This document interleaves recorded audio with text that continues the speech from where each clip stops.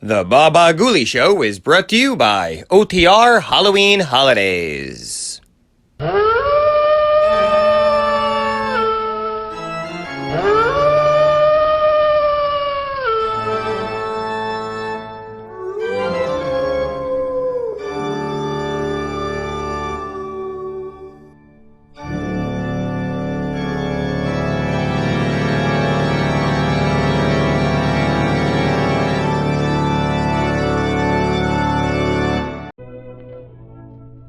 Ladies and gentlemen, while you're getting set for the Shadow's latest thriller, let me say a few words about that great new Goodrich Silvertown tire.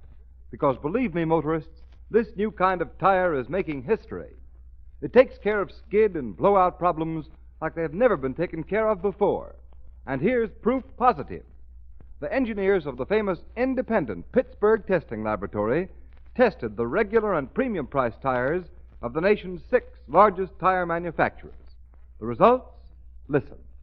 No other tire tested, regardless of price, came up to the new Goodrich Silvertown in skid resistance.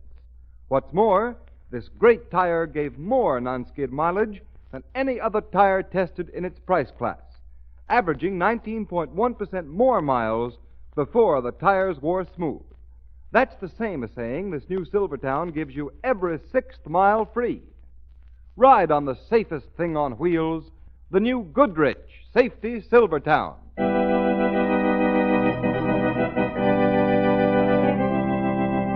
The Shadow, Lamont Cranston, a man of wealth, a student of science, and a master of other people's minds, devotes his life to righting wrongs, protecting the innocent, and punishing the guilty.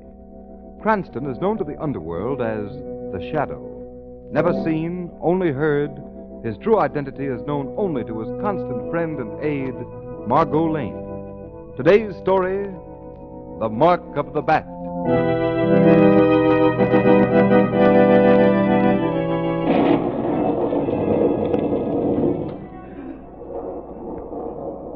Alexei, come in the house out of the night air. I'm coming, Marie.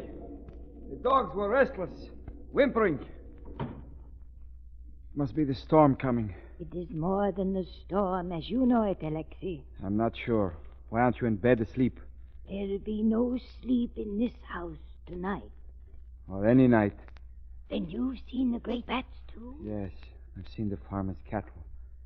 Bloodless, dead in the fields. And the white comb of the dead rooster.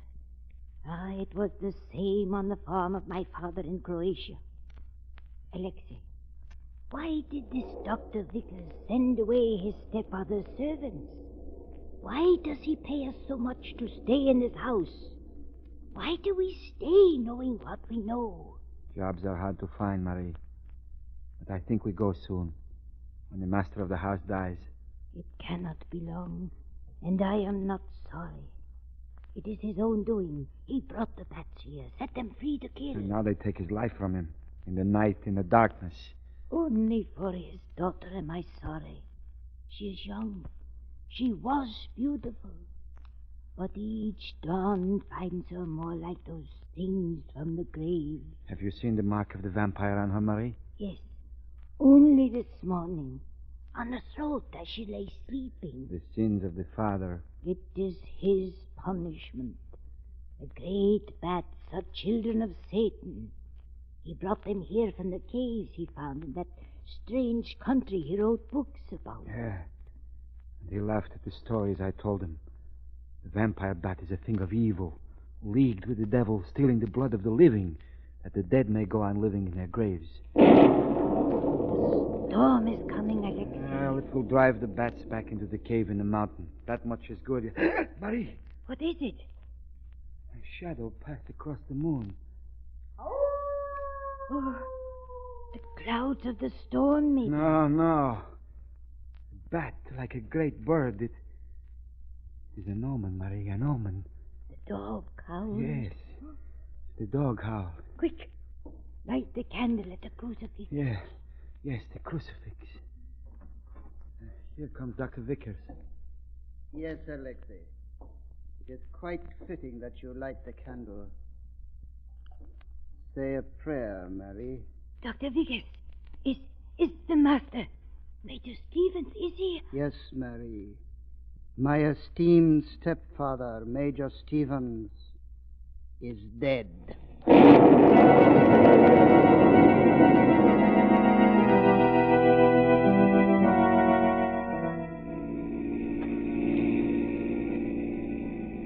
Lamont Cranston, we've come 200 miles up into these spooky mountains. Why? I've been reading the obituary columns, Margot. As a result, we're going to visit the home of a man who once had a very strange hobby. Oh, so Lamont Cranston, the amateur criminologist, has been reading between the lines again. Who died recently? The corpse, Margot, is Major Stevens, a noted explorer and zoologist. Oh. Yes.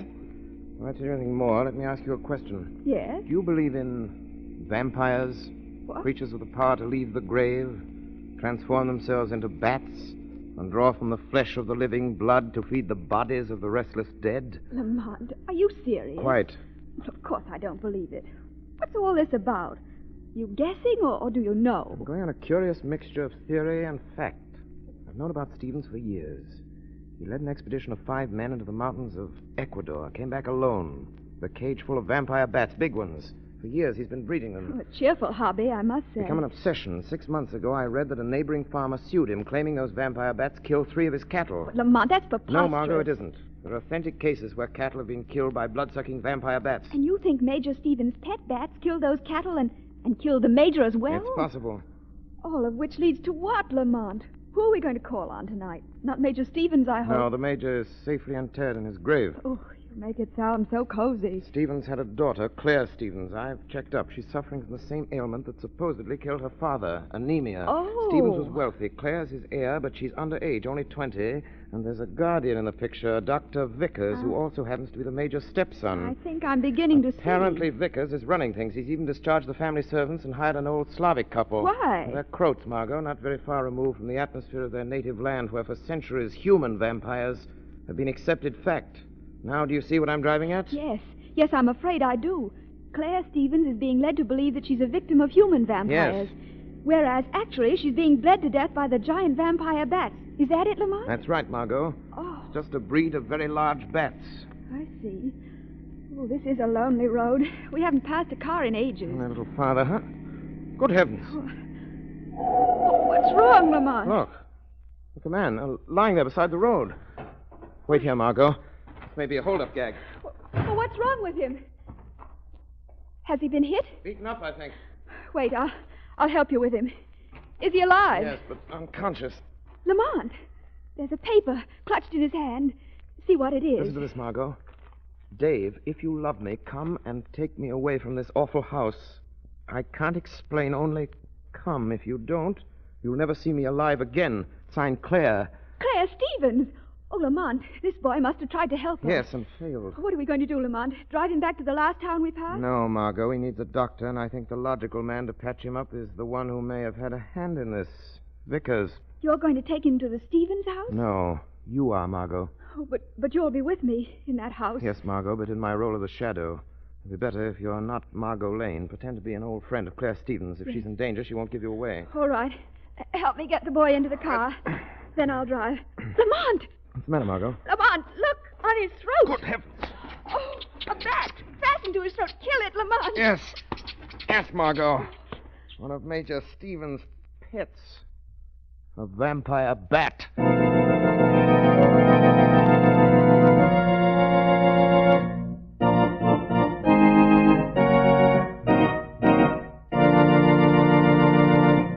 Ladies and gentlemen, while we leave the shadow for a moment, here's a brief reminder that when you want real tire safety, halfway measures don't go. There's no such thing as saving half your life. The shadow knows. Beware. In these days of high speeds and superhighways, you need protection against both skids and blowouts every time you get behind the wheel of your car. And motorists, the tire that will give you life-saving protection against both of these driving hazards is the new Goodrich Safety Silvertown. For remember, only Silvertowns give you the skid protection of the Lifesaver tread. This amazing new Goodrich development protects you against the hazard zone of motoring, where a slippery film of water on the road can make complete command of your car almost impossible. The never-ending spiral bars of this Lifesaver tread act like a whole battery of windshield wipers. They sweep the water right and left, force it out through the deep drainage grooves, make a dry track for the rubber to grip. You stop quicker, safer on a wet pavement than you've ever stopped before. And don't forget, adding one safety feature to another, Silvertowns also give you the famous golden ply protection against dangerous high-speed blowouts. Why ride on anything but the safest thing on wheels, especially when Silvertowns give you these two great life-saving features at no extra cost? Play safe with Goodrich, spelled Goodrich. Goodrich Safety Silvertowns.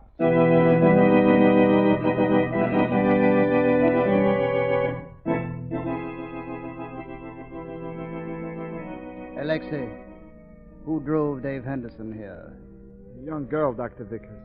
She says she's a friend of Miss Stevens. A friend of Claire's, eh, Alexei? Yes. And young Dave Henderson. Odd that she should come here tonight. Strange that she should find him on the road. Where are they? In the room where the major worked with the bats, Dr. Vickers. Good. Nothing could be better.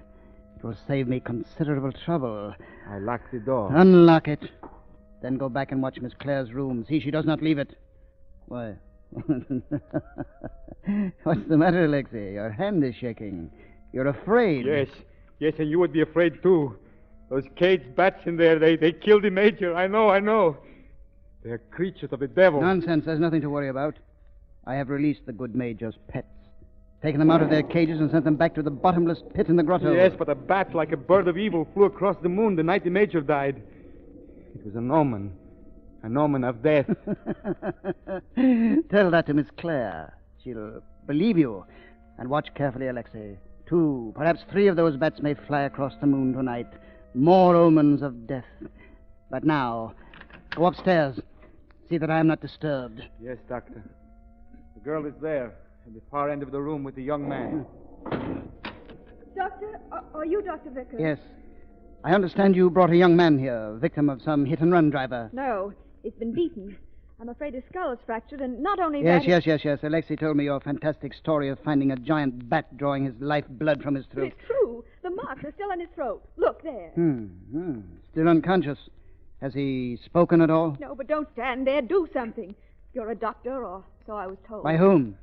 Oh, yes, you're a friend of Miss Stevens. Of course you would know. Of course. Where is Claire? Sleeping.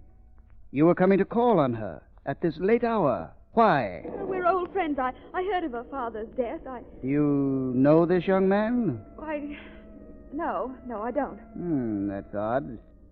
This man is David Henderson, Miss Stevens' fiancé. Oh, well, you see, I haven't seen Claire for several years. How many? Why, not for 3 years. Oh, but don't stand there questioning me. Do something for him. There'll be plenty of time for that. I'm more interested in you and just why you happened to pick this night to visit such an old and dear friend.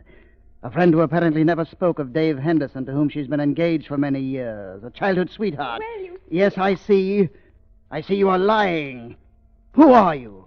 What do you want in this house? I want you to treat that boy. Yes, I will treat him. In good time and in my own way. But first, I think you need my attention. Keep away from me. I know what you're trying to do. You're trying to kill that boy. Oh, now I'm beginning to understand.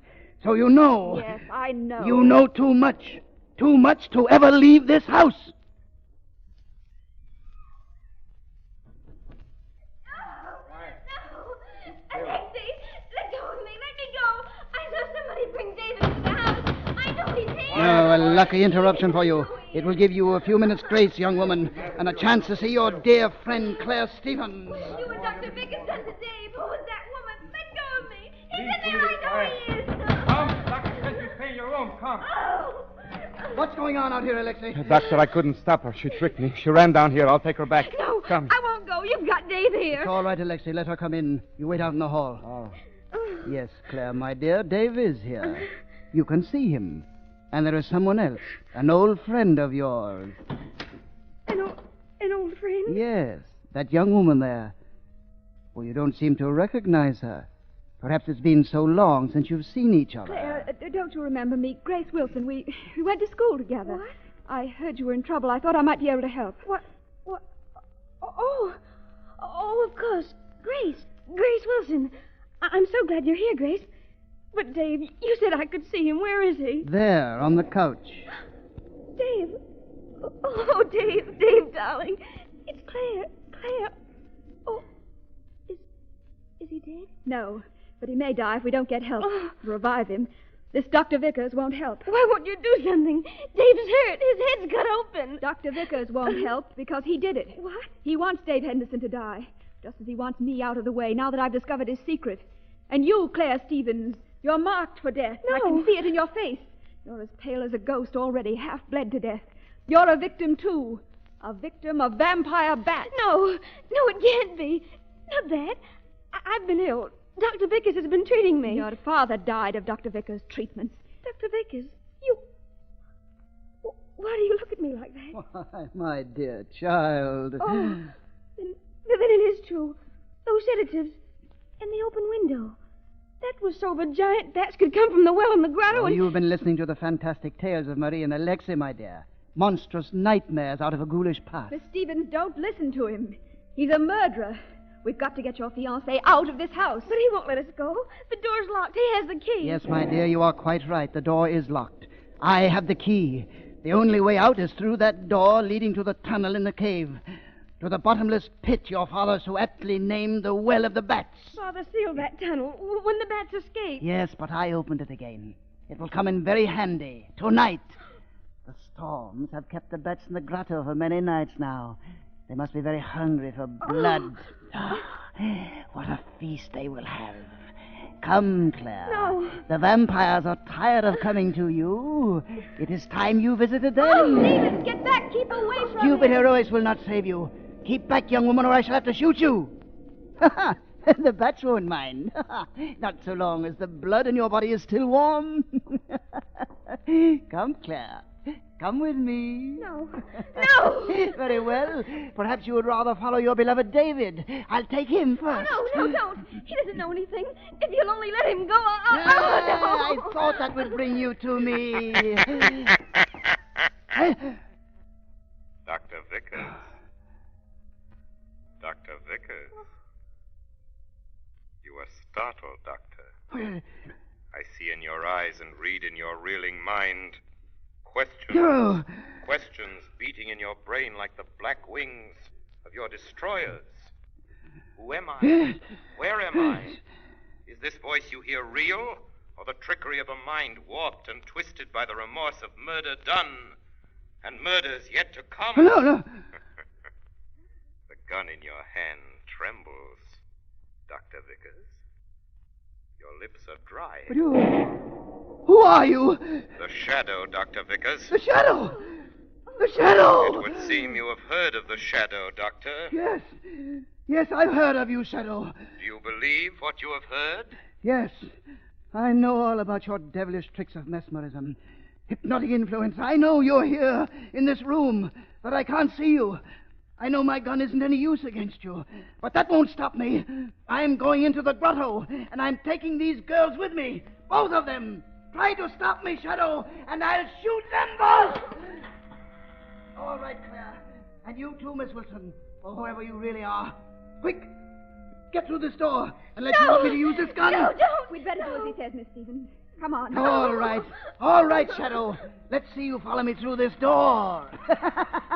It bolts on the inside, and by the time you've broken it down, the vampire bats will be feasting on these two women, the only ones who stand between me and Stephen's fortune. It should have been mine in the first place, and now it will be. It will be mine! Don't be too sure, Dr. Vickers, for the grotto will be filled with shadows. Shadows of the living, and shadows of the dead.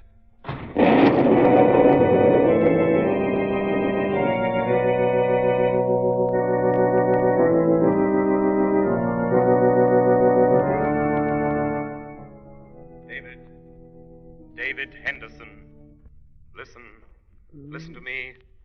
Wake up. Listen. Oh,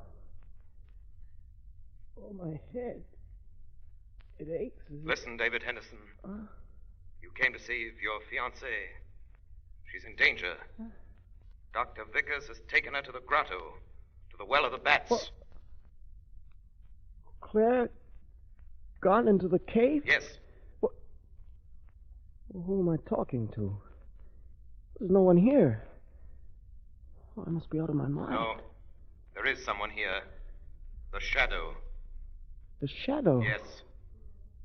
Don't be alarmed because you cannot see me.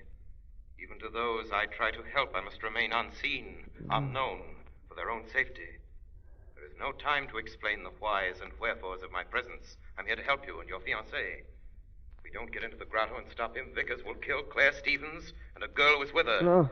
Kill them and drop them into the Well of the Bats. That heavy door leads to the pit. Come on. I can't follow that way. I've tried. It's bolted on the other side. Is there another way into the grotto? Any other way of reaching the pit? What? Yeah, there is. One other way. Major Stevens showed me years ago. Where? Up on the side of the mountain, there's an opening. Shorter that way. Maybe we can get in that way and head Vickers off before he reaches the pit. Come on, I'll show you the way. If I get my hands on Vickers, the bats will have their feast tonight on him.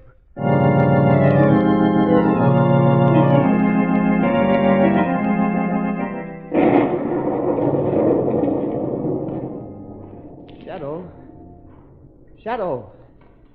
We're almost there. Shadow. I am still close to you. Go on. It may be too late. Be careful along here. This ledge is slippery. We're getting near the pit. How deep is this pit, this Well of the Bats? No one knows. Once Major Stevens and I dropped a weighted kite string down into it. 1,000 feet of string. It didn't touch bottom. Shadow, look. There's a light. A torch down the passageway. That must be Vickers. It's in the big chamber. That's where the pit is. We're not too late, see? Your fiancée and the other girl is with him.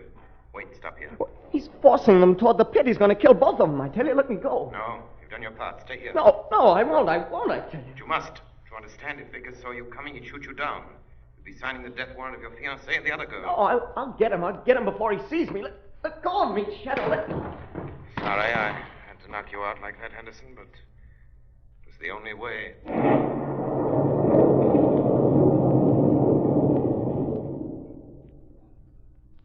They'll kill you for this, Dr. Vickers. The police will find it out. They'll hang you. I think not. My dear Claire, you see, to prove a murder has been committed, there must be some trace of the body. The vampires will leave little in the way of evidence. Have you forgotten the Shadow, Dr. Vickers? Do you think he'll let you live to enjoy the fruits of this ghastly thing you're about to do? So you're still counting on the Shadow to save you? He may not be able to save us, but you'll never get away from him unless you follow us into that pit. Oh, hope and faith die hard. I've been wondering why one of you didn't try to get away from me, so I would have an excuse to shoot you down. Oh, you need an excuse. No, not really. But there is something fascinating about watching the reactions of people who are about to die. But now I give you your choice. Turn, take each other's hand, and walk straight ahead into the darkness. Or stand there while I count. Oh, no. No, not 10. That is too definite, too certain. I will merely count number after number until my trigger finger obeys the impulse to shoot. No, don't. Oh, Dave! Oh, she's fainted. That should make it easier for you. And for her. That's right. Hold her up. Steady her. 1, 2. What a feast the vampires will have. 3. The bats. They're waiting. 4. Far down in the pit. 5. By the thousands they cling to the clammy walls. 6. Hanging heads downward with folded wings.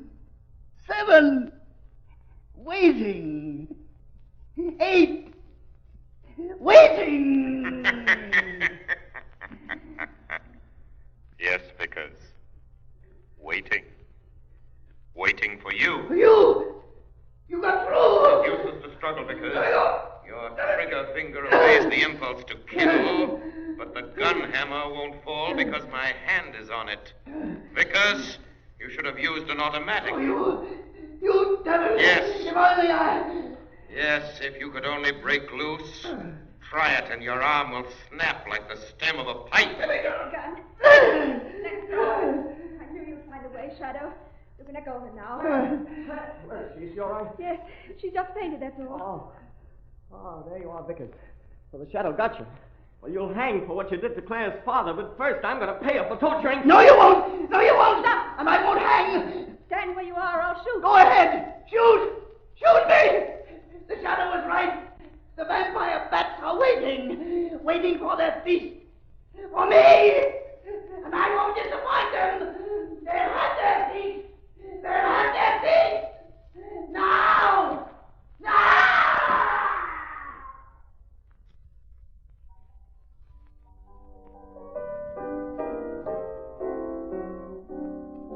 You like this thing I'm playing, Margot? Yes, Lamont. Lamont, Yes, Margot? now that Dr. Vickers is dead and Claire Stevens is out of that awful house, what's going to happen to the Major's little pet? Oh, those vampire bats won't kill any more cattle. Or men, Margot. Sort of that while you and David Henderson were getting Claire to the hospital. Yes, but how, Lamont? Like this. Dynamite. Yes. I found it in Stevens' tool house. The explosion filled the well of the bats with hundreds of tons of rock. Sealed forever. There will be no more black wings across the moon. No more marks of the bat on the throats of sleeping victims.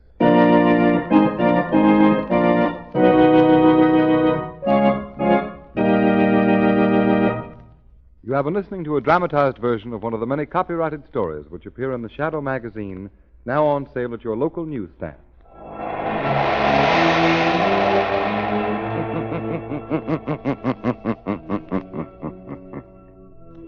The weed of crime bears bitter fruit. Crime does not pay. The Shadow knows.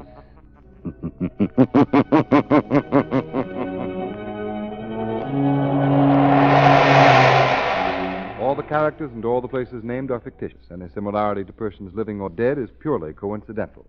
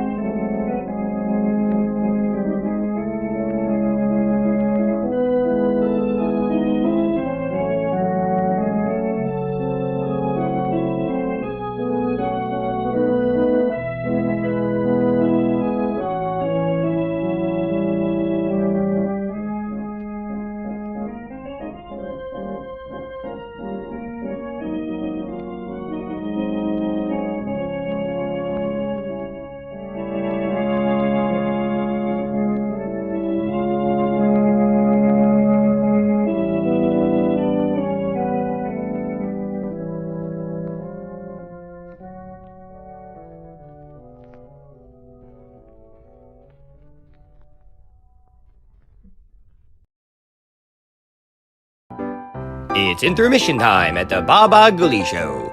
Time to refresh yourself and visit our snack bar. Got a yen for some hot popcorn? How's about your favorite soft drinks, which are sparkling cold? And there's all kinds of candy to tempt you.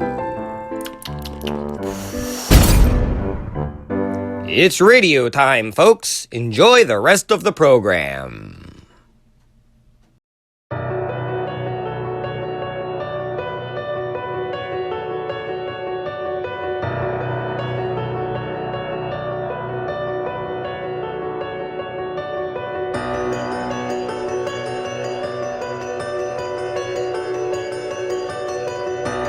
Hope you're enjoying today's radio program. When it's done, be sure to check out our channel over at Watchwaddle. Enjoy some tunes with a nice cold soda.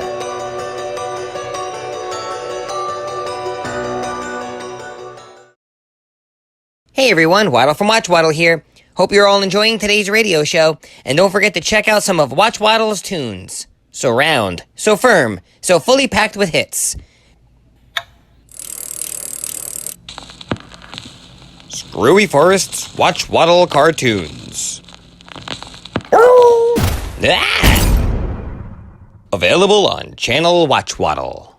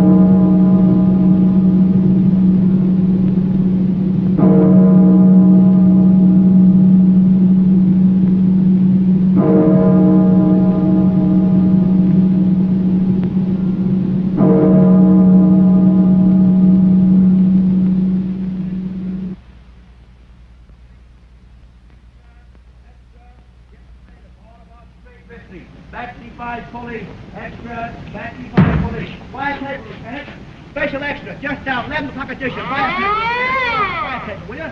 Special edition, just out, Lieutenant. Just out now, Lieutenant. Special edition, latest extra. Fire table, Lieutenant, will you? Fire table, read about the bat, all about the bat. The battle war without bats. Get out of the way, will you? You won't get the bat. I'll make the bat make the jump out of you.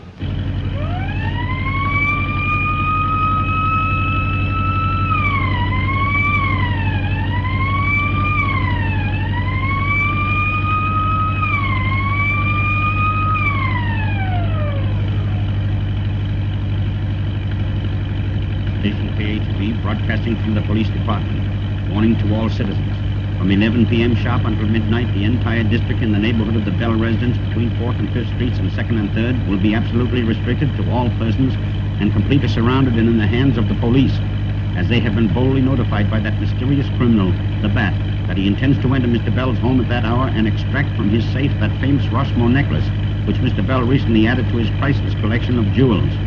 The public is hereby warned to keep out of this area in order not to embarrass the police, who are making every effort and are confident that this time they will succeed in capturing that notorious madman who signs himself the Bat.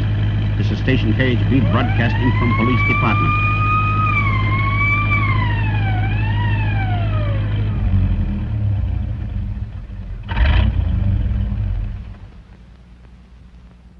Anything doing? Not yet. All covered? Yes, sir. The captain's in the house. Which is Bell's window? The lighted one, sir. Not even a fire escape.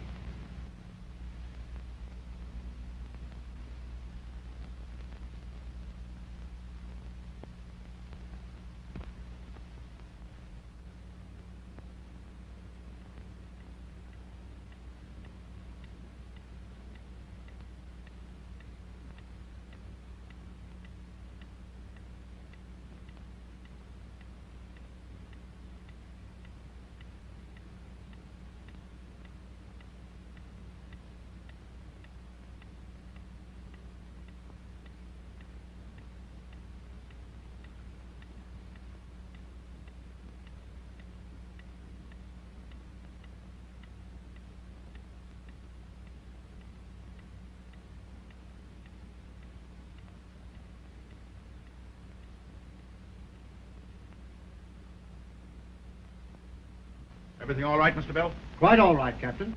This is radio station KHB. The police evidently have succeeded in outsmarting the bat, as he failed to make good his threat of stealing the Rossmore necklace, although Mr. Bell waited for him alone as requested, with the police on guard outside the door. Now, this seems to prove that when the public is sufficiently aroused to the seriousness of criminal conditions, the underworld element has best.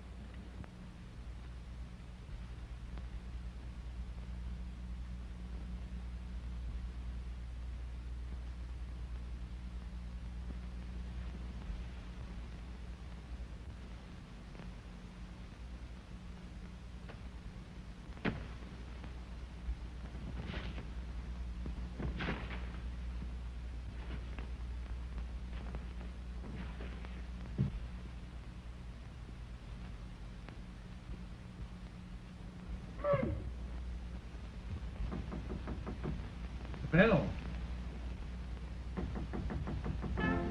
Bell. He got no answer.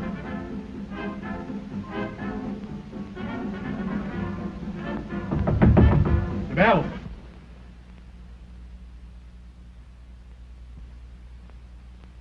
Come on, boys. Come on, let's hurry.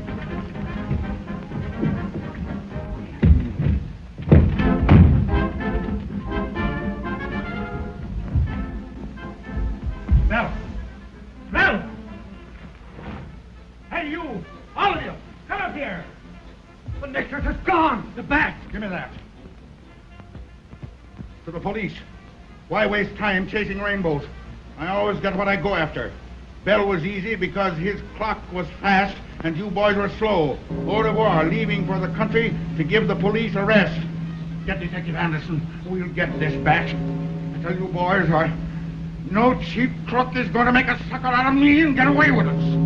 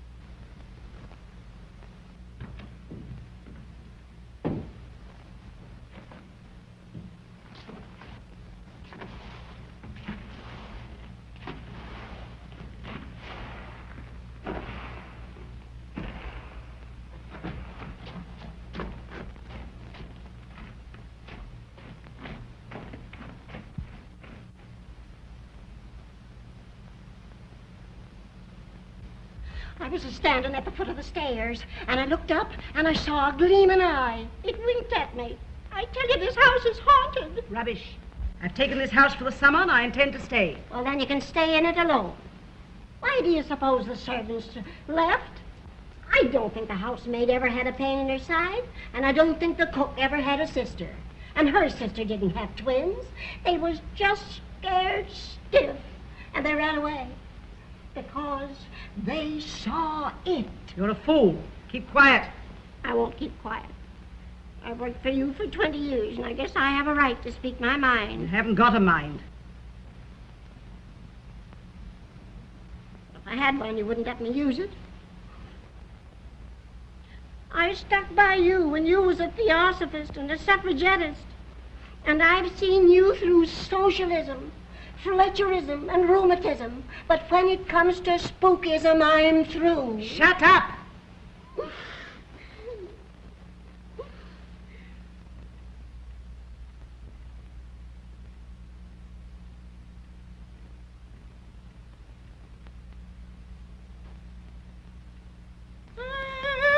What is it? I saw a man in that window.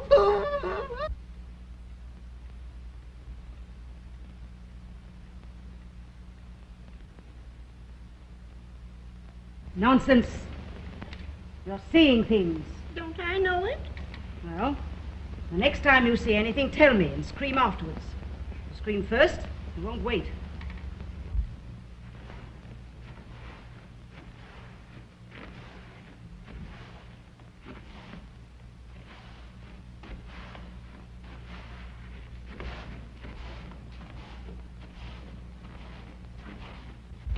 Get the Ouija board. It's up there with the Bible on it to keep it quiet. Get it. Now, you're not asking me to go up there all alone, are you?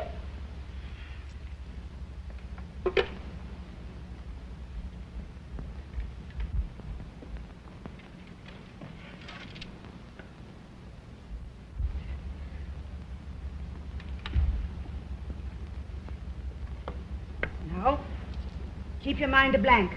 You said I didn't have a mind. Well, keep what you have got a blank. So scared. My teeth are chattering. I hardly hold my upper set in. Quiet. Is Lizzie Allen right about this house? Or is she wrong as usual? Look, it's moving. Shh.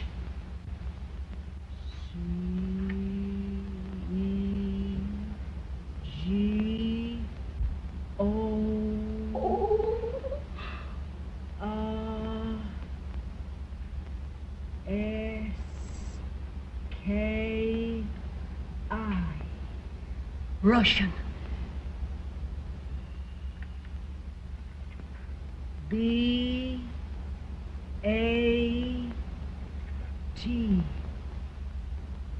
Bat. That's queer. The paper said he's in the country. Let's hope it's some foreign country.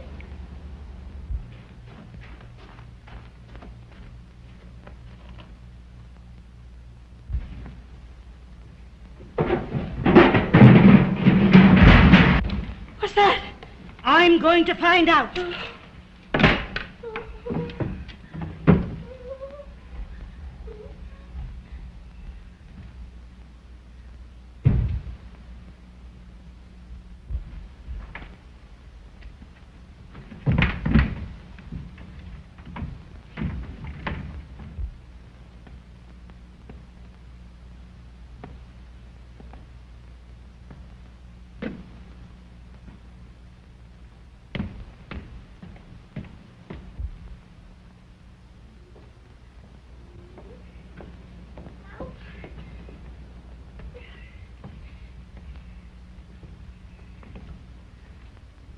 Neely, can't I sleep with you tonight? You know, it's only when my jaw drops that I snore. I can tie it up with a handkerchief. Well, tie it up now. What's that ladder doing in the laundry chute? I don't know. Maybe that caretaker put it there. Careful, careful. Oh, no, ain't I careful?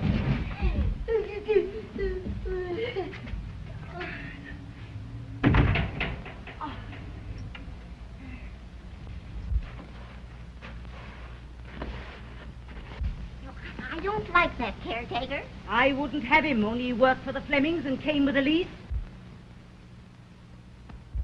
The bat!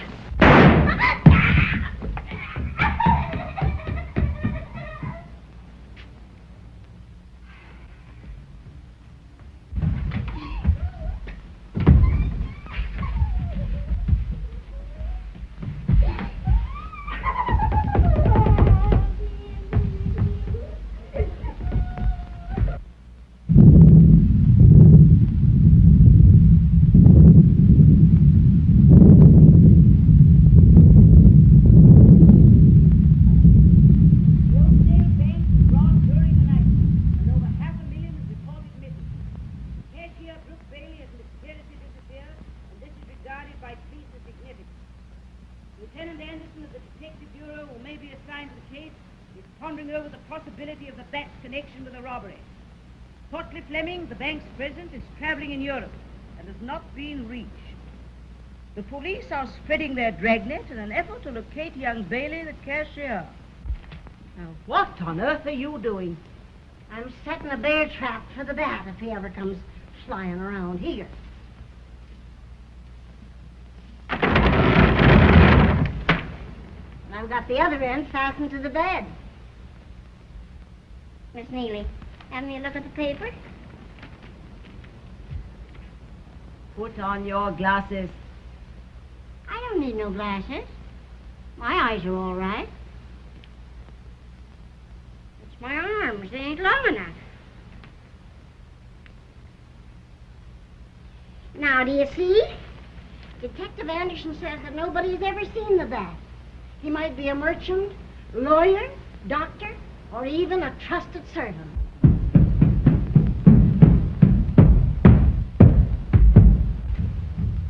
He heard me. Who? The bat.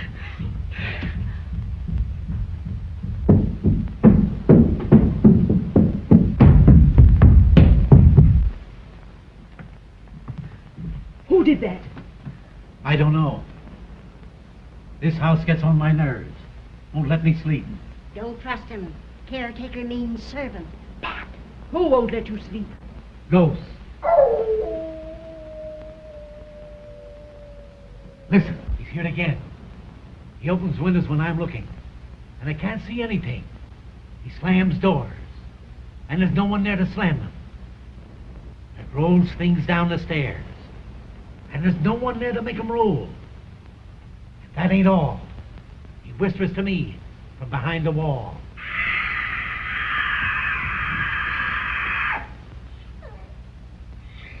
He's here again. Stay here long enough, and you'll see. Let's go back to the city. I'll not go back. I won't be frightened. I'm going to get to the bottom of this. Besides, I've sent for detectives. Detectives won't do you no good. The whole police force won't do no good. They can't stop ghosts.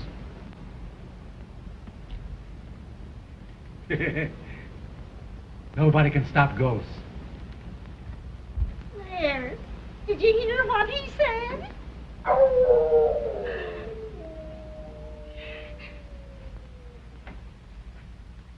He comes after me, I'm going to get him.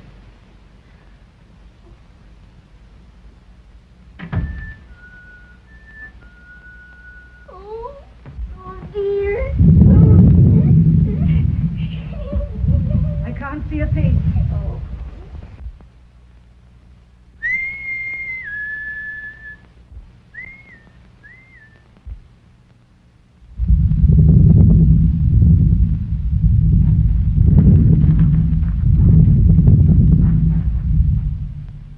Quick, put these on. You don't think anybody will suspect? No, they don't know you.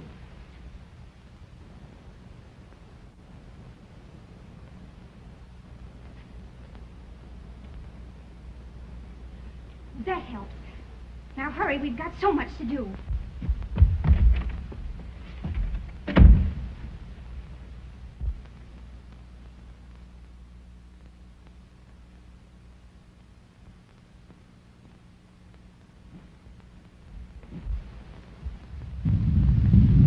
Storm coming up. Fixing the electric light wire. Something's coming up. I can feel it creeping all over me.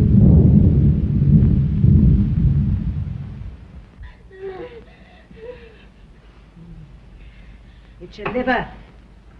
Take a pill and go to bed. I won't go to bed. I'm going to stay right here with you. Hello, Lizzie. Hello. Sorry, Andy, the train was late.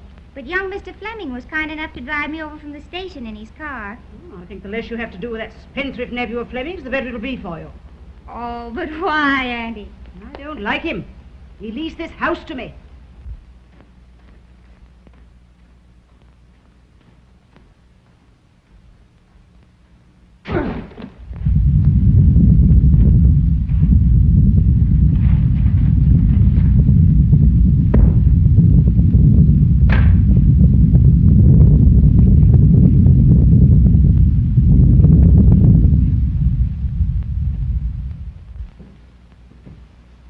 To see you. Says his name is Brooke. He's a gardener.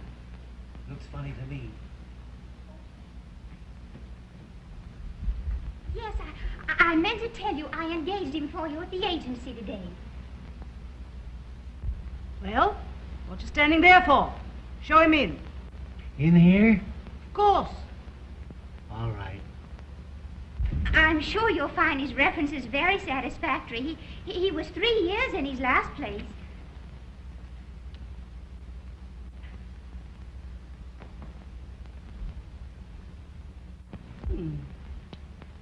So you're a professional gardener. Yes, ma'am. Know anything about perennials?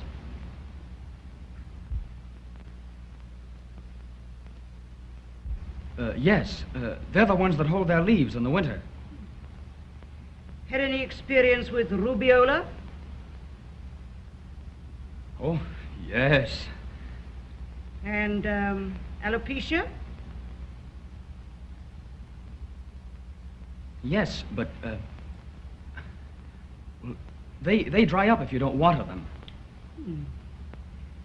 And what is your treatment for urticaria? Oh, I thin it.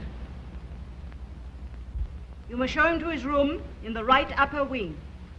You mean next to mine? No, in the right upper wing. Oh.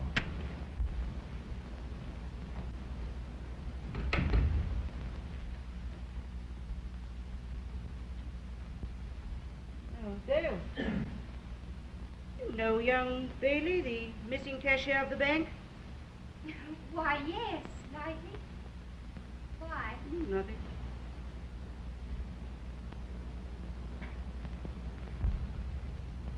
That new gardener, I don't like his looks. Supposing he's the bad. Well, I know he's not a gardener. Huh? Because urticaria is hives, rubeola is measles, and alopecia is baldness. And knowing all this, you're going to let him stay in this house? Yes. Until I find out why my niece brought him here. Oh, you're like all the rest of the women.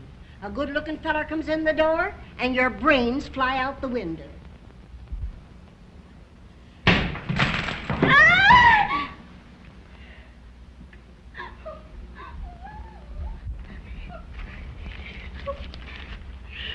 Warning. Get out of this house while there is yet time. Disaster awaits all who remain here. I'm leaving now.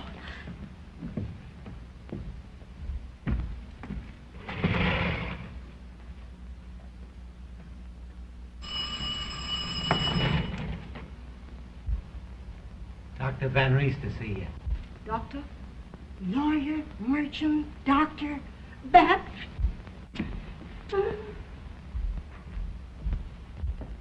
Sorry to trouble you, Miss Van Gorder, but circumstances surrounding the bank robbery in Oakdale made it imperative. Who do you think robbed the bank? The cashier, a young chap named Bailey, got away with a cool $500,000, and all in cash, too. And Mr. Fleming, the bank's president, is on his way back from Europe. Yes. It's an account of his unexpected return that I called. Now, Miss Van Gorder, it's only natural that he would expect you to arrange to vacate the house. Well, he's not the only one interested in my vacating this property, Doctor. What do you mean? Read that.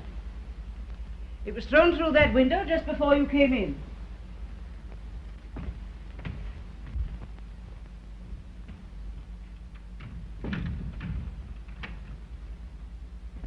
Oh, Doctor, you might fasten that window. Sorry.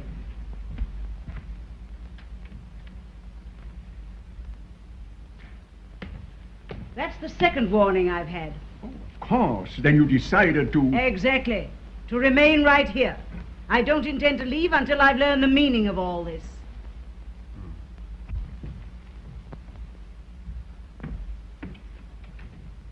Why, Doctor, you didn't fasten this window. Oh, I beg your pardon. I thought I did. Here? A man by the name of Anderson wants to see you. You'll pardon me, Doctor? Certainly.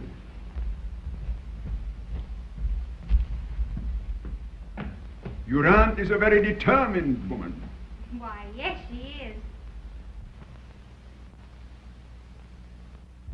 Won't you sit down? Thank you.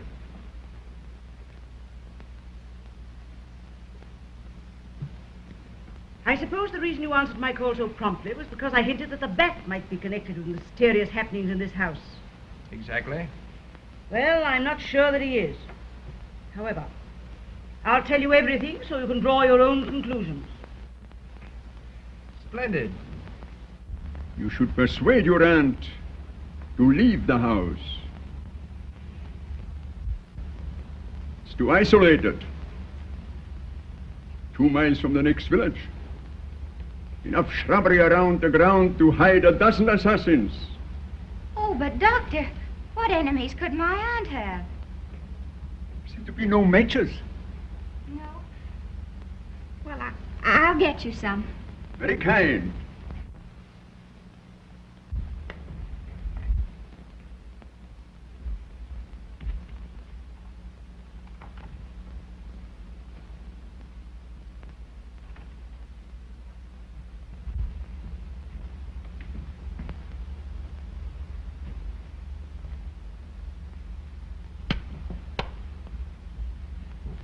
Sorry to have troubled you, but tobacco is something every doctor forbids his patient, but prescribes it for himself. By the way, has your aunt a revolver? Why, yes.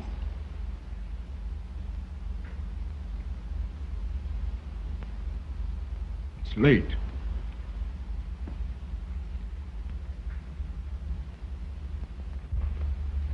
Be sure to telephone if something happens. Because something serious is liable to happen in this house at any time. Good night.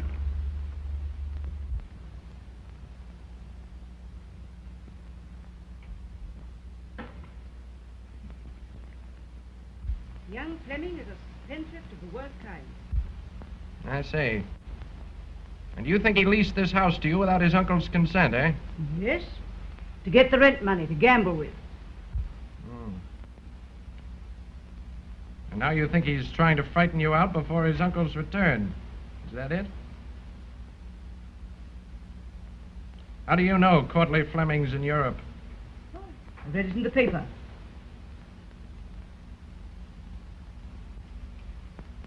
You shouldn't believe everything you read in the papers, dear lady. But Dr. Van Rees said he had a cablegram from him. Did you see it? No. I thought so. I'm going to find out who's trying to frighten you out of this house, Miss Van Gorder. Where do those stairs lead to? To the... Is that you, Lizzie?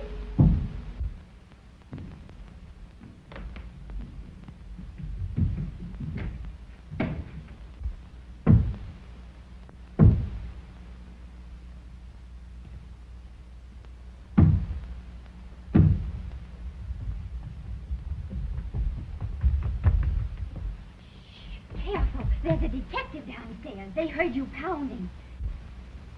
It doesn't sound hollow here. Brooke, when did you hear Courtly Fleming arrange with the architect for a secret room? They were talking in the office last summer. But when I came in, Mr. Fleming stopped. Well, then if there really is such a room, it must be in the new plans. Oh, if we could only find those plans.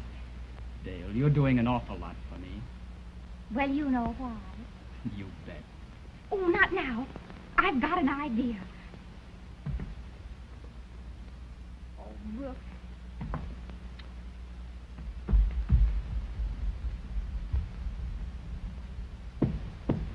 So you think there's a possibility of the Bats being concerned in this? The Bat's liable to be concerned in anything where there's $500,000 at stake. Here. Wait a moment. Come here. I want to talk to you. But, would you mind telling me your name? Well, I wouldn't mind. Well, what is it? Lizzie Allen. Lizzie Allen. Splendid. Do you like it? And, your age?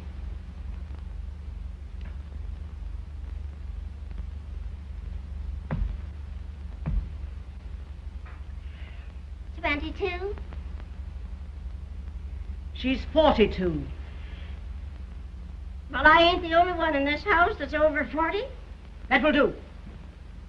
See, the coffee and rolls are placed in the library for Mr. Anderson. If you'll pardon me, I think I'll rest for a while. Quite all right. I've got plenty of work to do. The caretaker will show you to your room. He's the only servant we have at present. And he wouldn't stay if he wasn't crazy.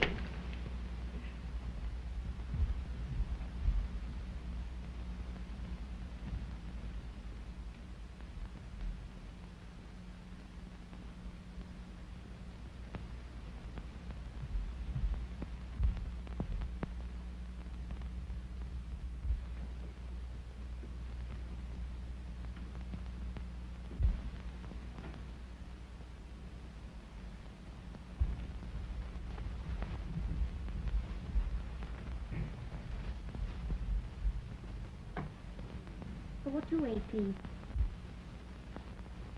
Hello, Country Club? Is Mr. Dick Fleming there? Hello, Mr. Fleming? This is Dale Van Gorder speaking. Could you come over here? It's very important. The bank's money. Yes. Thank you.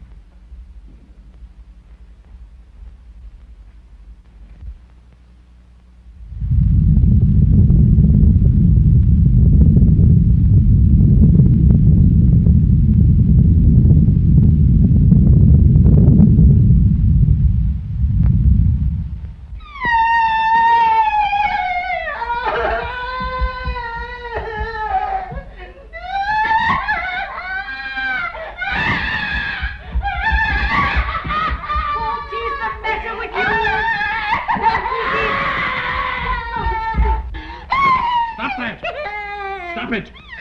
What did you see? The bat came through that window and flew up the stairs. Now stop it at once and go to bed. Go on.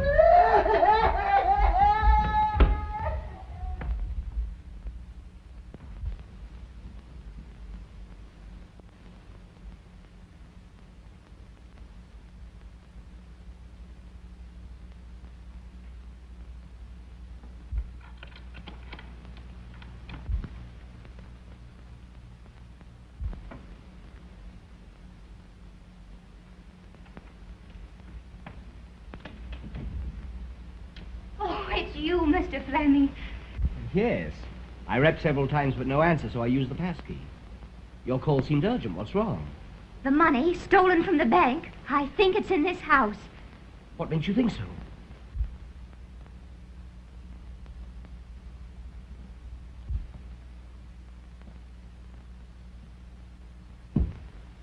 Here, wait a minute. I want to talk to you.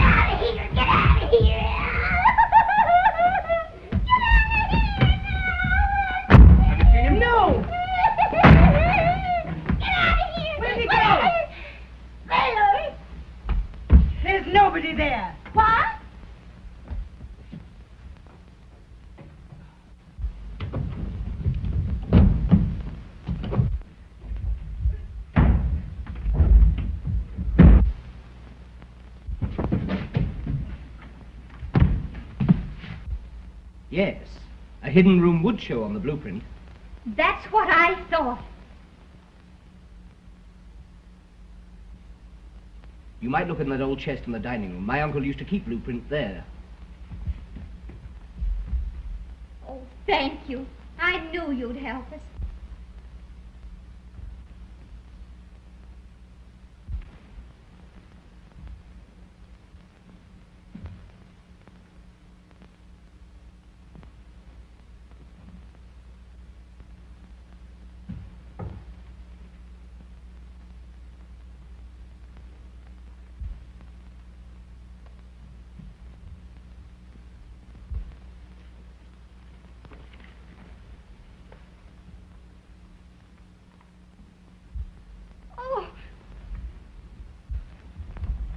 You found them. What if I have? The money's here. Do you think I'm fool enough to turn it over to you? But it belongs to the bank. I only want to return it. Why should you be so anxious to return it?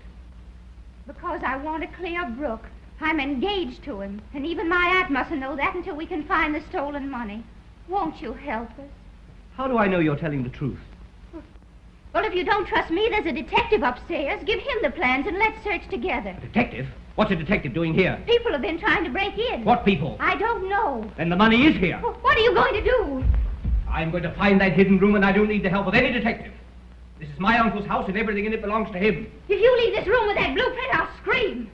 And if you do, I'll tell them the new gardener is Brooke Bailey, the missing cashier at the Oakdale Bank. Give me that blueprint. Oh! Give me those blueprints. Oh!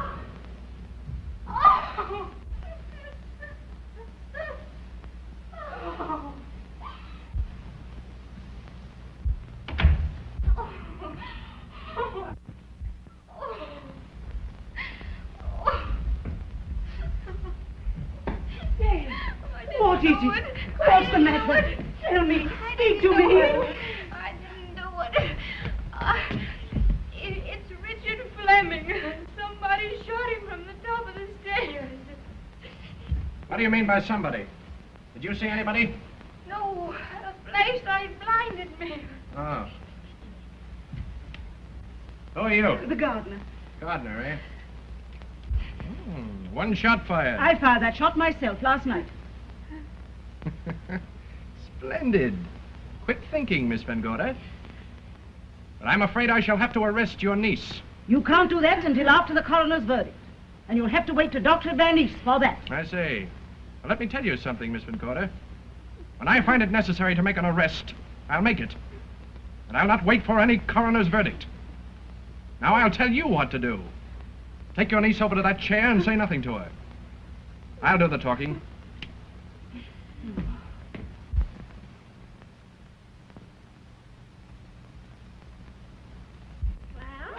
You would have a detective. Now, I hope you're satisfied. What became of the rest of this? I don't know. Where's the torn piece? I don't know. Don't lie to me. That torn piece showed the hidden room. And you shot young Fleming to get it. Oh, I didn't. No? Then, my dear young lady, how does it happen that the nephew of the president of the Oakdale Bank was killed in his uncle's house the night after the bank was robbed? And the only person present at his murder was the girl who's engaged to the runaway cashier. Engaged? Is that true, Dale? I'll say it's true. Yes. Did you locate the hidden room on this piece before it was torn? No. Did Fleming locate it? I don't know. I can't. Now, you listen to me.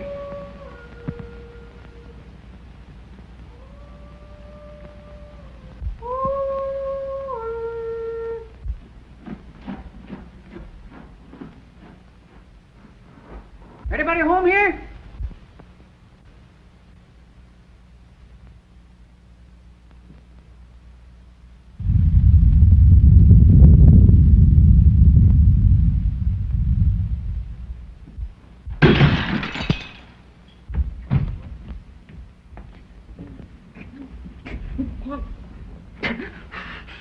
Who flung that? Say, what kind of a joint is this? Who are you? Oh, I? Who do you think I am? W.T. Jones, super sleuth of Oakdale County. Who are you? Did you hire this fellow? Yes, but over the telephone. From the Judkins Detective Agency. Oh. I'm in charge here. Lieutenant Detective Anderson of the city police. Did you look around outside? Did I? That's what I was doing when somebody socked me with that piano. Dick Fleming. Who killed him? That's exactly the reason I sent for you. I got you. Just give me time, lady. I ain't no cheap gumshoe. Detecting crime with me is a work of art. The garage ring. That's strange. There can't be anybody there. Just a moment. I'll answer that. Hello. Somebody calling for help in the garage. Hello. Hello. They've rung off. I'll see who it is. You stay there.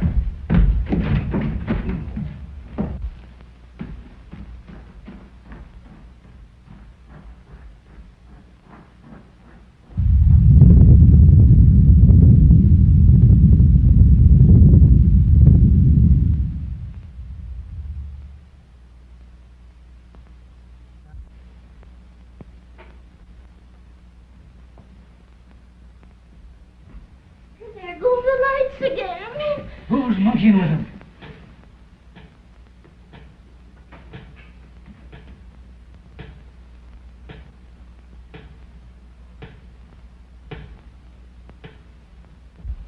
Do you hear that? It's coming from behind that wall. Shh. Stop it. Auntie, that painting moved. Oh, I feel somebody looking at us. Where? I don't know. I can't see them. I can see you. And if you're not out of this house by morning, you'll suffer terrible consequences. Look, Auntie, the picture's moving back into place again.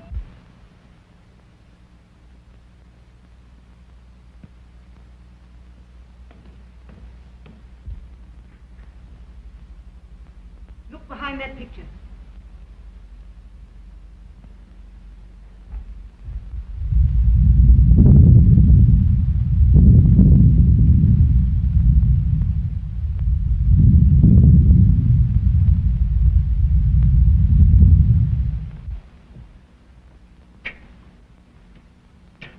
Can't budge it. I thought so. Look! The window! Back! Now it's gone. Now, who on earth could be ringing that doorbell? Miss Neely, I ain't gonna answer it. Yes, she is. With everybody hollering and bells ringing, a detective can't do nothing.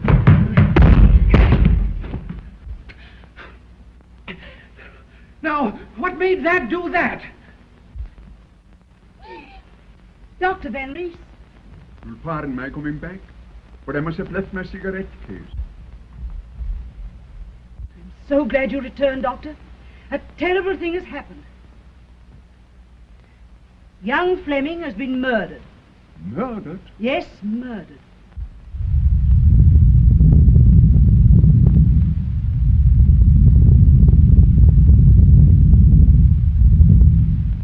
My niece will tell you everything.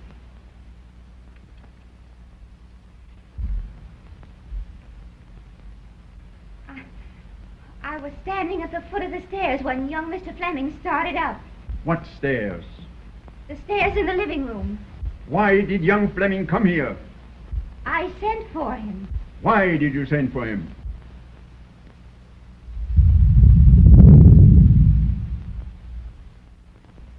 You say you tore a piece of blueprint out of his hand? Yes, What became of it? Well, I was afraid to keep it, so I hid it in one of the rolls on the tray that Lizzie has just taken to the dining room.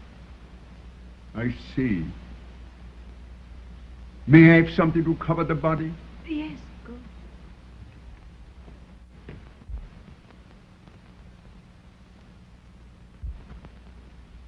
Will this do? Thanks, yes.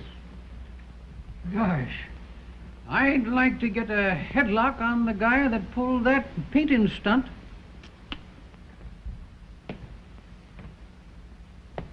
You needn't be disturbed because the detective suspects your niece. I'll take care of that. Now, may I go in the next room and write my report about young Fleming's death? I'll fetch you some writing material. Don't trouble.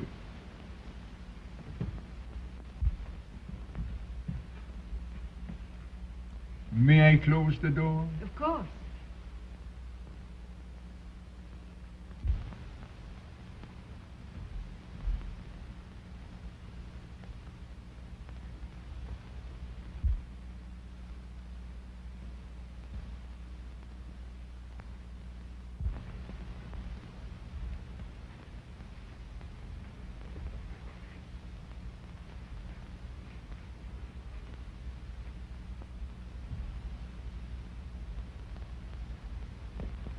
Pardon me, won't you?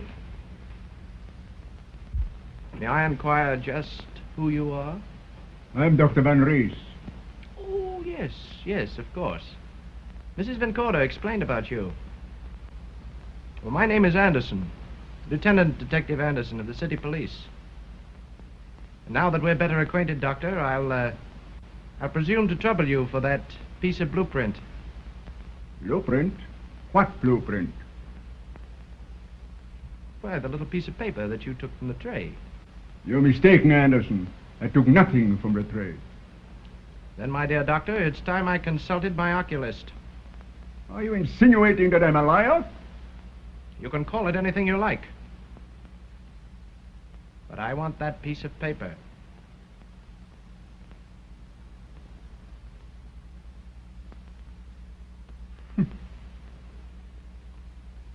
Right. Thank you, Doctor.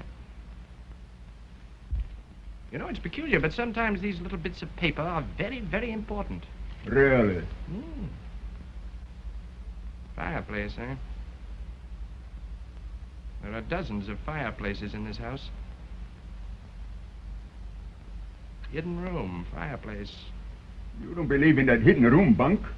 It's the girl's imagination. Yes, quite possible, Doctor. Still, I wonder who's trying to frighten the ladies out of this house. Have you any idea? How should I know? Or I wonder if you happen to be very well acquainted with Cornelia Fleming, who's supposed to be abroad. Huh? You needn't answer that question if it embarrasses you, Doctor. I don't know what you are driving at, but there is a limit. Well, let that limit stop or it interferes with my work. What do you mean? You heard what I said. Are you trying to mix me up with that bank robbery? I only know that young Fleming was killed in this house tonight trying to locate that hidden room. But no one had better try to prevent me from locating it. You understand that, don't you, Doctor? Your insinuations are an insult. Sorry.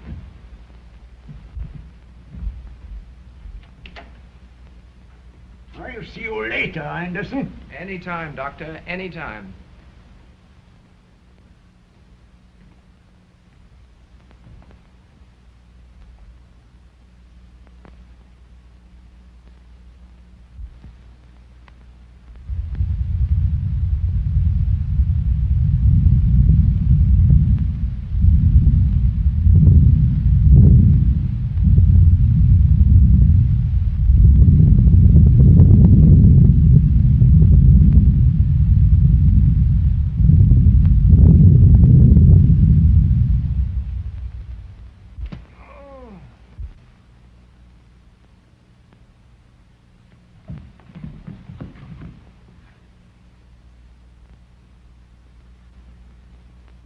Now, what on earth are you doing with that?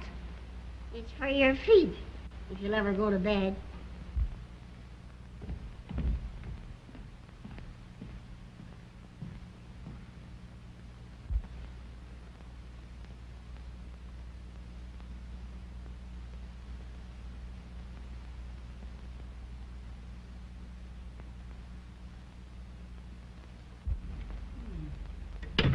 No answer at the garage. Strange Detective Anderson hasn't returned. Maybe he's found the guy that moved that painting. Well, I hope somebody finds something around here pretty soon. I'm not tired. I can't stand any longer. Hey, what is it? Where is it? I'm scalded. A minute ago I couldn't stand, and now I can't sit. Oh, Doctor. You haven't seen Detective Anderson, have you? Why? Went into the grounds a short time ago to make an investigation. Hasn't returned. Oh, suppose I go and look for him. Oh, thank you.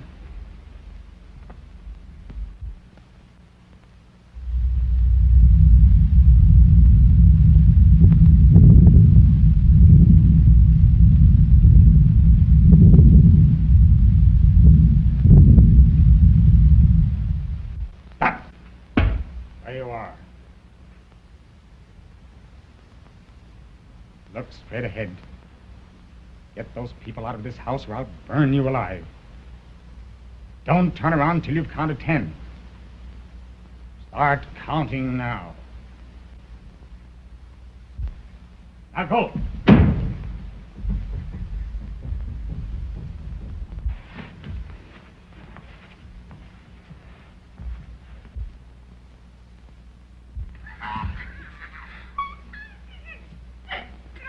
She's joking.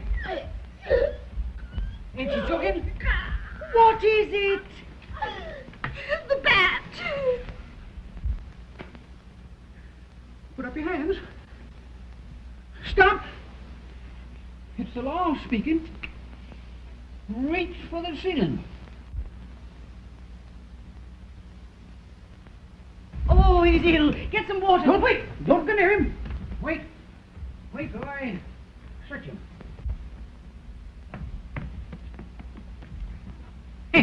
Ain't got nothing. Get a pillow. Who be ya? Oh, here, drink this.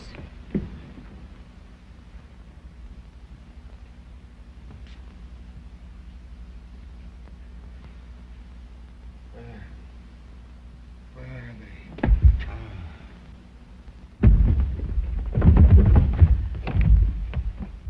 Dale, get some whiskey.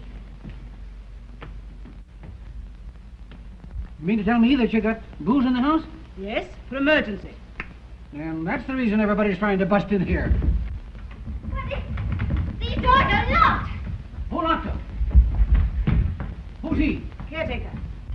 Well, what's the matter with him? He's coming. It's coming after us all. Who? The ghost. He said if I didn't get you all out of here, he would burn me to a crisp. What does this ghost look like? Awful. He was all in white. Only he didn't have any face. It means he wore a mask. The doors! The lights are going out again!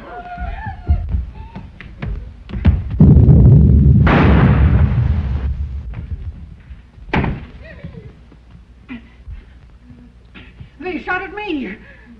I quit, and I'm going to get out of here. How?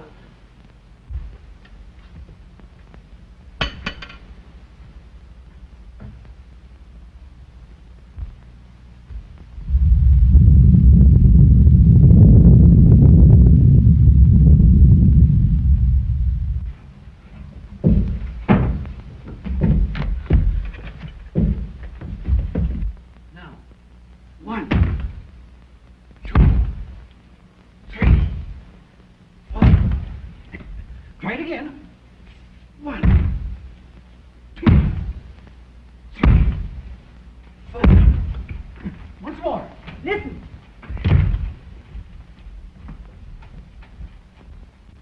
Somebody trying to get in. It's the ghost. Dale, I just saw Banker Fleming on the roof. Did you hear that gardener call her, Dale? Gardner, nothing. He's the missing cashier of the Oakdale Bank.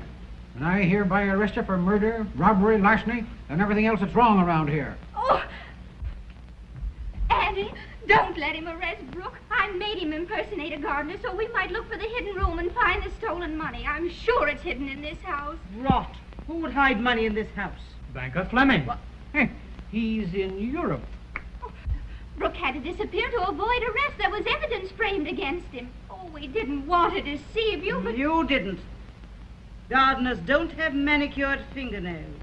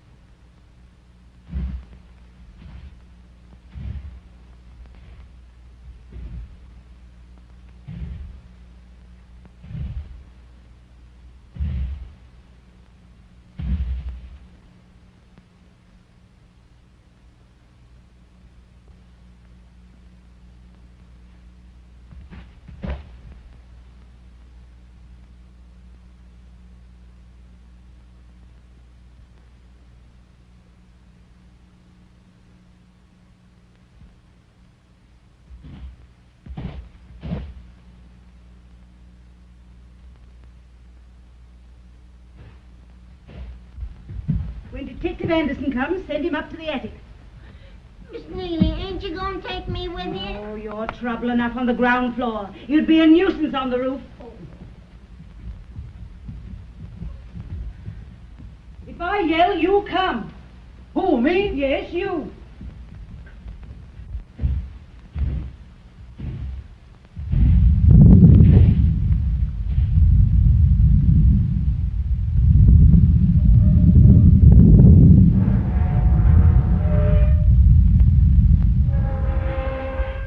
I want you to show me the exact spot on the roof where you think you saw Banker Fleming.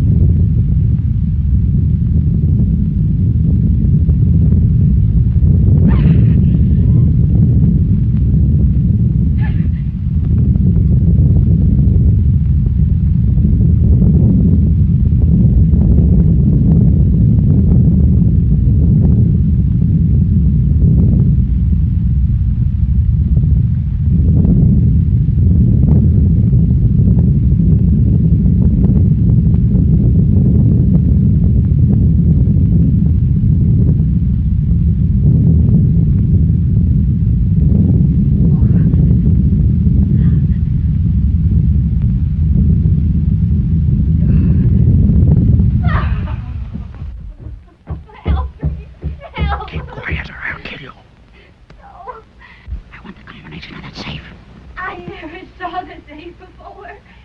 I don't know the combination. Don't lie to me. I'm not lying. You can't get away from me. Quiet. Quiet. Not a word. Not a sound. I'm gonna get you. I'm gonna get you, do you hear? Stand still till I put my hands around your little white throat and squeeze until you're dead. Who's in this room? Who came in this room? Get away from that safe. Help. Let me out of here. Let me out of here. Oh! Killing him. Oh, he's killing him. Oh, somebody come. Help me. Please help. Get me out of here. Oh, get me out of here. Help. Help. Help.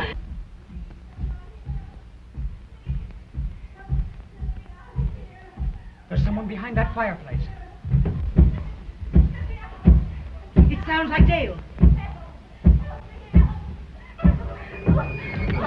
Oh! Get some water, quick! Dale, what is it, darling? Speak to me. I wonder what old assault and battery's doing.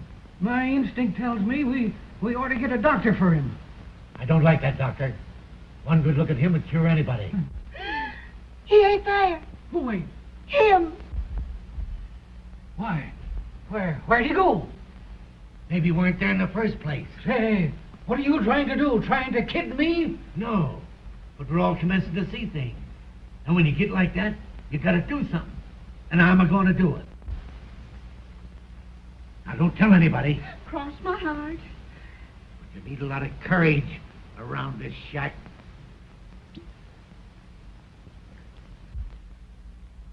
Nectar.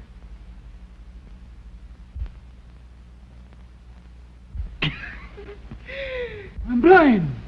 Who's running up them stairs? Take me. Someone in this room besides us. Where's my matches? I got him.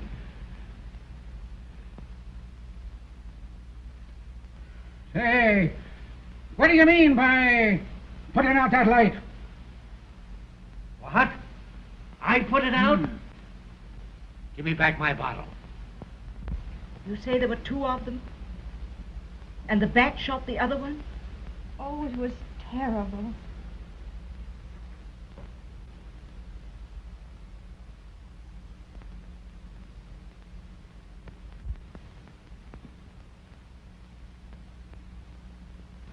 Look.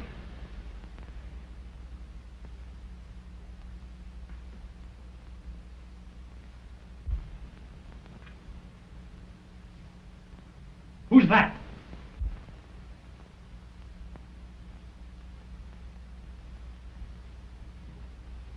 I came up the back way.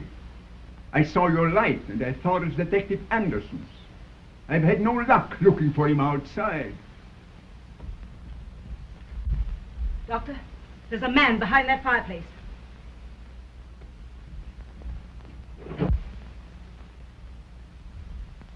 Now, if you'll hold this candle, I think we can find what's trying to frighten me out of this house.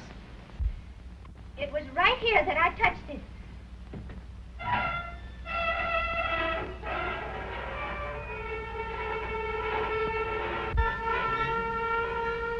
Doctor, hold that candle a little higher.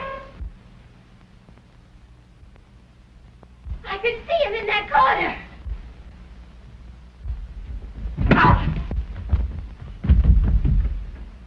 Stop that man, he's the bat. He's coming down the stairs. Stop him, the bat. He's coming down the stairs. What? What are you going to do?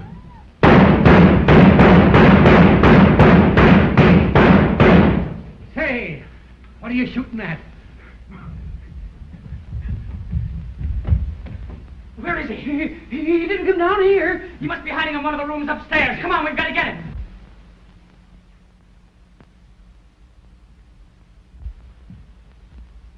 Doctor, why did you put out that candle? I was so startled, it slipped out of my hand. You deliberately put it out. I saw you.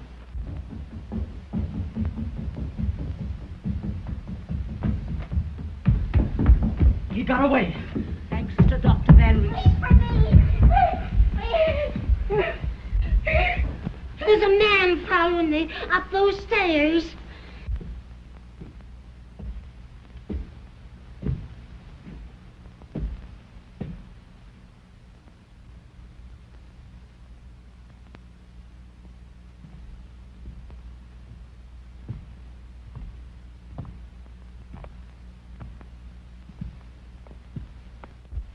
What's your game, Van Rees?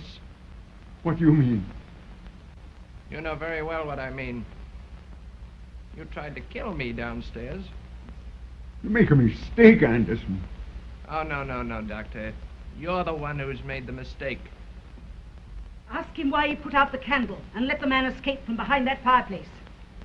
I don't have to ask him. If his accomplice, Banker Fleming, were caught, they couldn't frighten the ladies out of this house. Nor could they split the bank's funds between them. You think Fleming robbed his own bank? I don't think. I know he did. Then if we can find Fleming, you're cleared. Search him.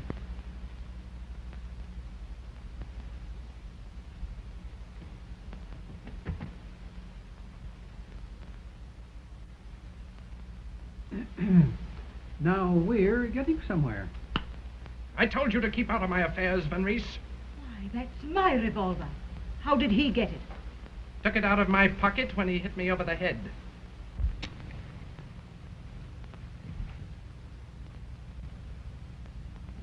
The next time you handcuff a man, Doctor, be sure and remove the key from his pocket.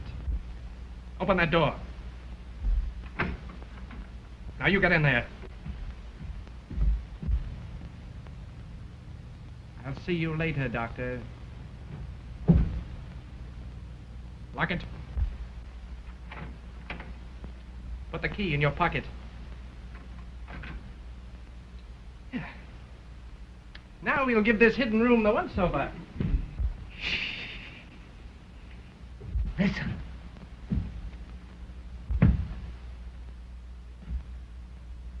He's the bat. I know he's the bat. Well, if he ain't the bat, and he's in cahoots with him.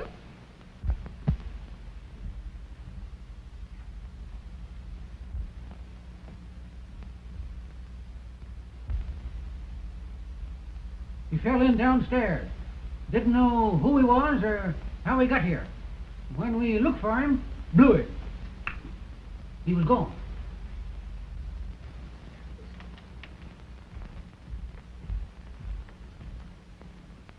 Here you. Look at me. Look at me.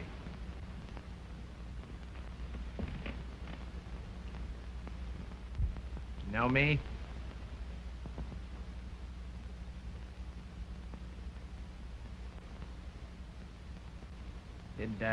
Did you try to communicate from the garage a while ago? Garage. Yes, I tried. Have you ever heard of Detective Anderson? Think. Anderson's the name. Anderson. No.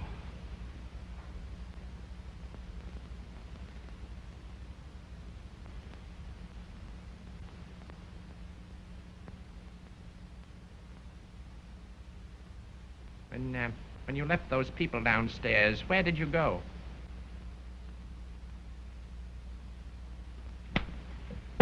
Answer me. Where did you go? I don't know.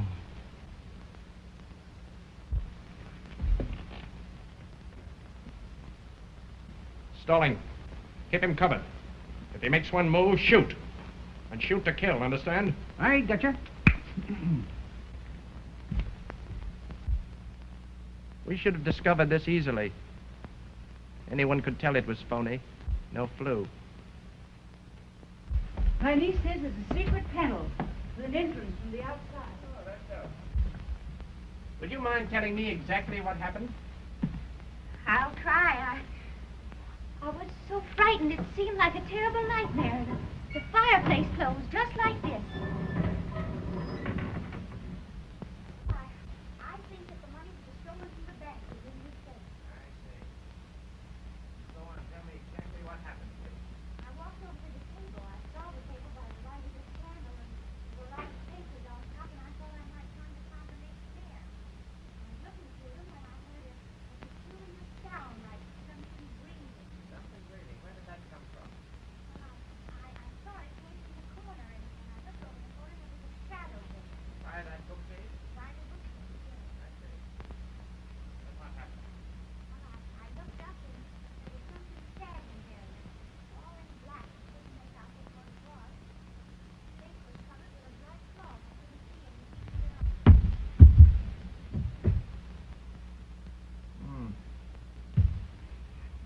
afraid your niece must have imagined there was a secret panel there.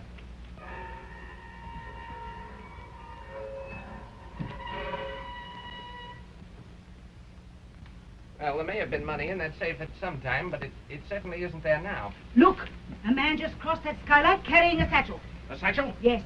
I'll get him. Wait. Nobody crossed that skylight. I just wanted to get rid of that detective and do a little detecting myself.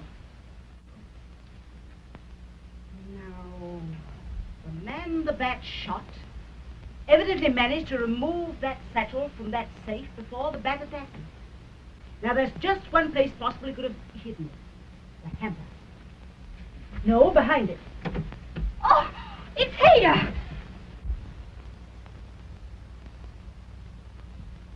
See if it contains the bank's money. Look out.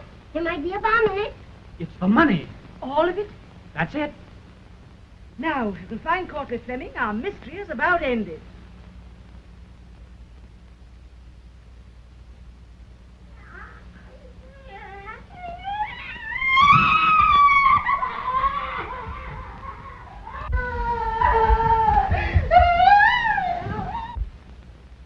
It's Banker Fleming, and he's dead. It's the ghost I saw. The wristwatch with a luminous dial. The eye that Lizzie saw going up the stairs.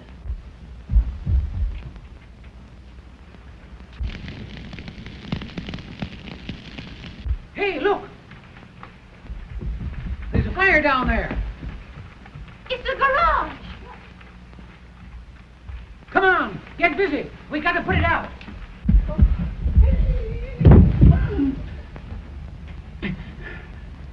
Put that satchel back where you found it.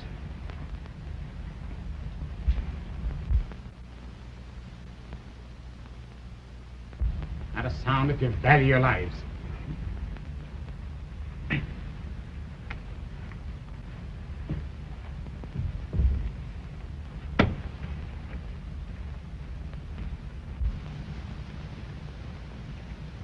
man who started that fire did it to get you out of this room.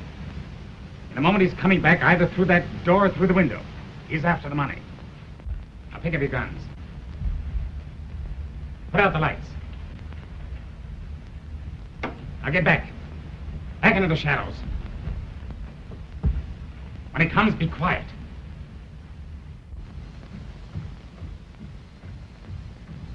Shh. He's coming.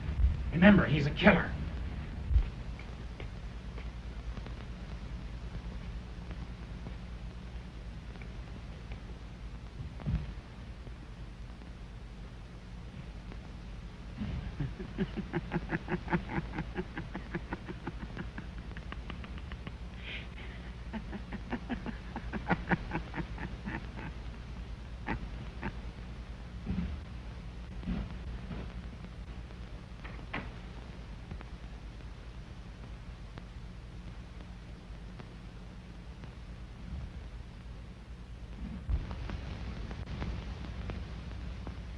Hands up!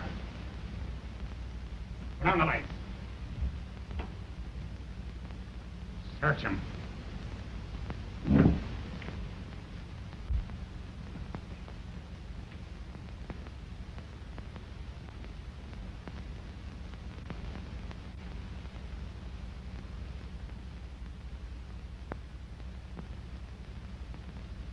Gosh, 3 of them. So you're the one who hit me over the head and locked me in the garage, eh? Take off his mask. It was a long chase, Mr. Bat. Well, we've got you and got you red-handed. Where did this lead to? To the lawn, but I think. Let's get to it. You stay here in case he comes back. Come on. Wait. It'll take the 2 of us here. Here, take this.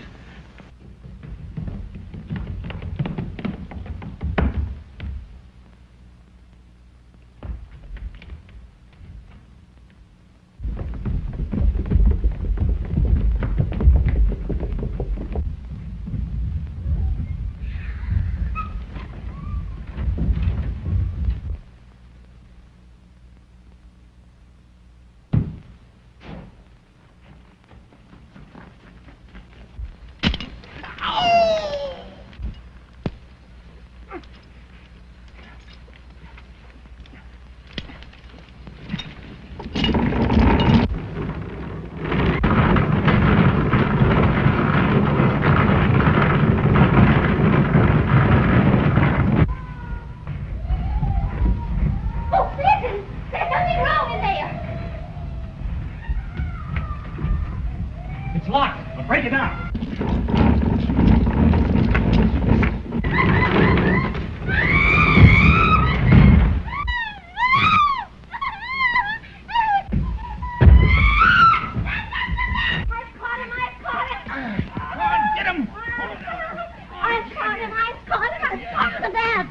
Get a rope. Come, bring a rope, do something, come quick. Get a rope. Get a rope, get a rope. Do something. Get a rope. I got the bat. Oh, I caught him. You got him. Get him. Up the bat. I got a rope. Get a ladder. Hurry up. Get a rope. Get a rope. Hold him down there. He's strong. Here, put those bracelets on his arms. Get him on his arms. Come on, tie him up. I got him. See, I got the bat. Take that off his leg. Take it off. Come quick, I got the bat. Get off. I got him in my You bed. got him? Oh, All right. I got Get him up here. Take off that mask. Detective Anderson. I'm Anderson. He stole my papers, locked me in the garage, and impersonated me. What I'd like to know is, how did you get the dope from headquarters on this case? The way I get everything. With my brain. I've got the greatest brain that ever existed. Stick 'em up! All of you, get back there, you. Say, you. I said, put up your hands. Did you hear me? Stick 'em up! Why should I? I removed the cartridges from that gun not 10 minutes ago. All right, boys. Tie him in that tree. Get him in there. Get back. Auntie, how did you ever think to say that? By telling my first lie in an otherwise stainless life. You think you've got me, eh? Let me tell you this. There never was a jail built strong enough to hold the bat. And after I've paid my respects to your cheap lockup, I shall return. At night. The bat always flies at night. And always in a straight line.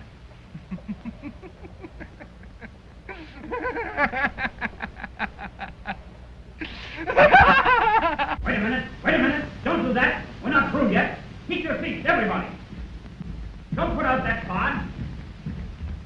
Pull back that curtain. Turn on the light. Where's the bat? Coming.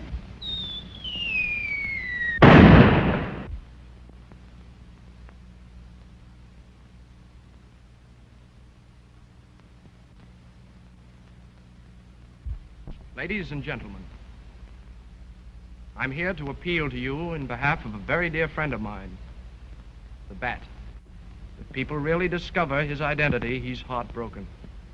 And he goes around for days, killing people without the slightest enjoyment for his work. Now you, dear people, you found him out. You've torn the mask from his face. And he really feels quite badly about it. So in order to keep the Bat happy and contented, I want you all to promise me that you won't divulge his identity to anyone. Let him try to fool your friends as he hopes he's fooled you.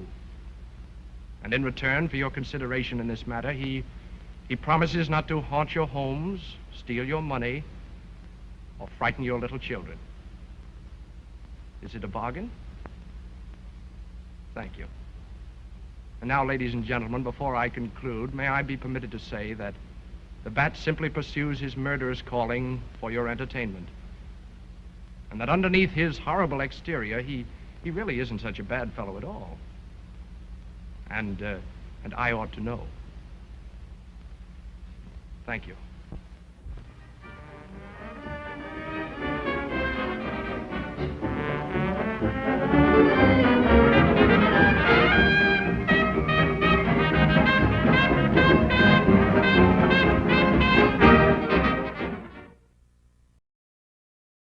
Thanks for watching the Baba Ghoulie Show by OTR Halloween Holidays. This is Waddle the Duck saying check out Channel Watch Waddle for some fun cartoons with no static.